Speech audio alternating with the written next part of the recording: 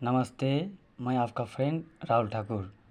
भारतीय अंतर्देशीय जलमार्ग प्राधिकरण, inland waterways authority of India, ministry of ports, shipping and waterways, government of India, A13 sector 1 Noida 201301 UP, phone 012024744050 and 2544036, brief employment notice number IWAI 17011/3/2024 RECTT dated 29/4/2024.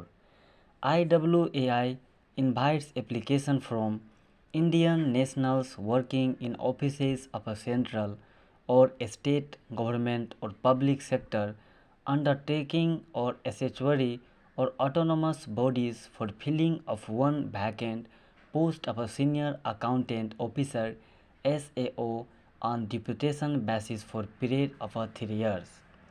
भारतीय अंतर्देशीय जलमार्ग प्राधिकरण, जो कि भारत सरकार की इकाई है, इन्होंने सीनियर अकाउंटेंट्स ऑफिसर SO के लिए एक पोस्ट निकाली है, जिनमें आप 3 साल के लिए कार्यरत हो सकते हैं। The last date for receipt of application is 45 days from the date of publication of this advertisement in employment news. Application in a prescribed performa through proper channel to be addressed to the Assistant Secretary along with self-attested copies of certificates. Last 5 years APR etc through registered post or speed post only. इस post को पाने के लिए आपको जो application form है वो offline mode में सबमिट करना होगा। अपने जितने भी डिग्री और डिप्लोमा है उसकी फ़ोटो अटेस्ट करवा के अटैच करके रजिस्टर्ड पोस्ट व स्पीड पोस्ट से ऊपर जो एड्रेस है नोएडा में, वहाँ पे आपको सबमिट करना है। एप्लीकेशन डेट की निकलने के 45 डेज़ की अंदर में। Inland waterways authority of India IWAI invites application from Indian nationals working in offices of a central or state governments or public sector undertakings or statutory or autonomous bodies for filling of the one vacant post of the senior accountants officer SAO and a deputation basis for a period of 3 years. इस post को पाने के लिए आप भारत के नागरिक होनी चाहिए। इस पोस्ट का नाम है SOA सीनियर अकाउंट ऑफिसर, जिसमें आप 3 साल के लिए कार्यरत हो सकते हैं, जिसमें आपकी प्रति माह की वेतन 56,100 से लेके 1,77,500 तक की होगी।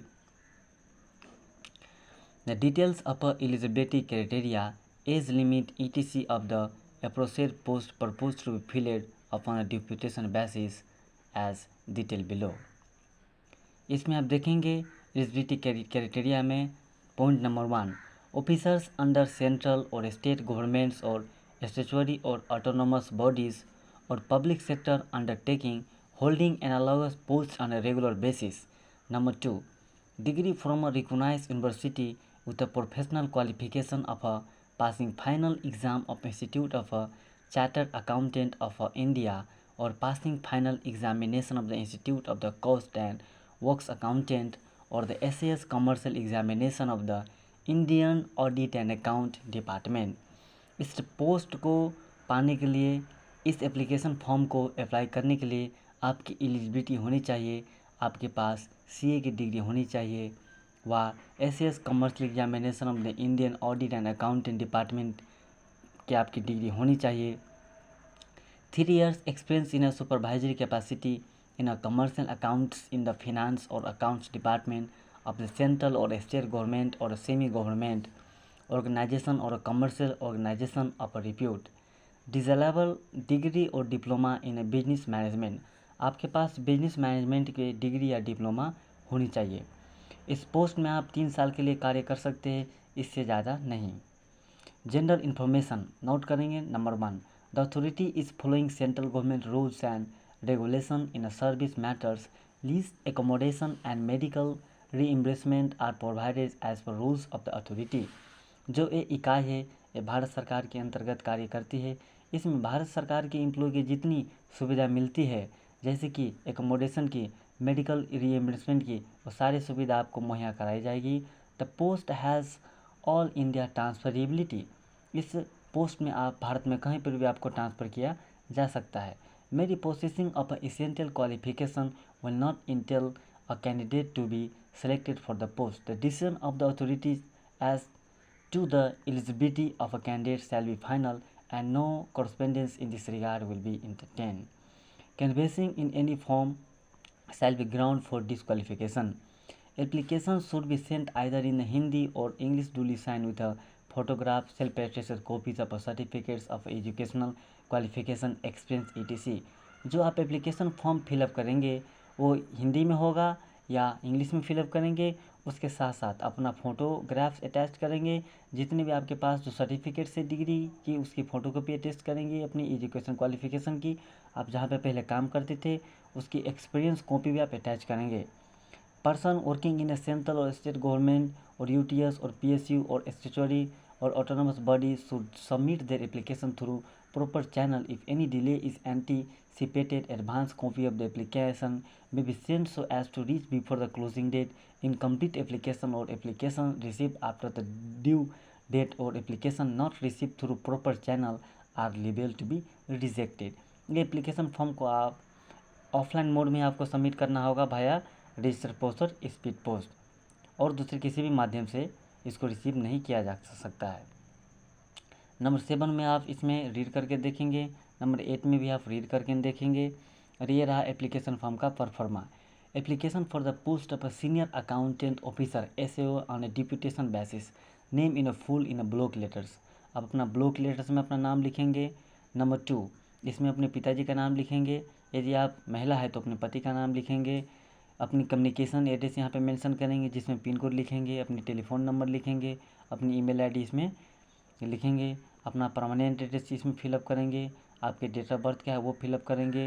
As on a closing date of application, application form की क्लोजिंग डेट में आपकी आयु क्या है वो यहाँ पे मेंशन करेंगे। नेशनलिटी में आप भारतीय लिखेंगे, Indian. Whether belongs to SC ST और OBC और एक्स सर्विसमैन और फिजिकली हैंडीकैप, अपनी कैटेगरी के यहाँ पे मेंशन करेंगे। Whether working in any central और स्टेट और UT और ऑटोनोमस बॉडी और PSU पोर्ट और ऑर्गेनाइजेशन और सेमी गवर्नमेंट जहाँ पे आप कार्यरत करते थे वो यहाँ पे मेंशन करेंगे। एजुकेशनल और professional qualification kindly indicate and enclose copy, ये यहाँ पे मेंशन करेंगे। एक्सपीरियंस इंक्लूडिंग प्रेजेंट एम्प्लॉयमेंट, जहाँ पे आप कार्य करते थे या कार्य कर रहे हैं। नेम ऑफ एम्प्लॉयर, आप जहाँ पे कार्य करते थे वो कार्य कर रहे हैं वो लिखेंगे। जिस पोस्ट पे कार्य करते थे, designation of the post, health and nature of appointment, जिस पद पे आप कार्य करते थे वो पद लिखेंगे। और आपके वहाँ पे नियुक्ति कैसे किया गया उसकी प्रक्रिया यहाँ पे लिखेंगे। पे स्केल, सैलरी और CDA आइडिया, आपकी पे स्केल कितनी है, सैलरी कितनी है वो यहाँ पे मेंशन करेंगे। डेट ऑफ ज्वाइनिंग, आपने कब जो सर्विस ज्वाइन किया था वो यहाँ पे मेंशन करेंगे। Date of living and reason for living, आपने वहाँ से वो सर्विस को कब छोड़ा था और क्यों छोड़ा था यह मेंशन करेंगे। नेचर ऑफ ड्यूटीज परफॉर्म, आप क्या कार्य करते थे वहाँ पे आपकी ड्यूटीज़ क्या थी वो यहाँ पे मेंशन करेंगे। नंबर 11 में देखेंगे लैंग्वेजेस नोन, आप कौन कौन सी भाषा जानते हैं वो लिखेंगे। जैसे आप हिंदी और इंग्लिश लिखेंगे उसके साथ साथ आप अपना रीजनल लैंग्वेज भी मेंशन करेंगे।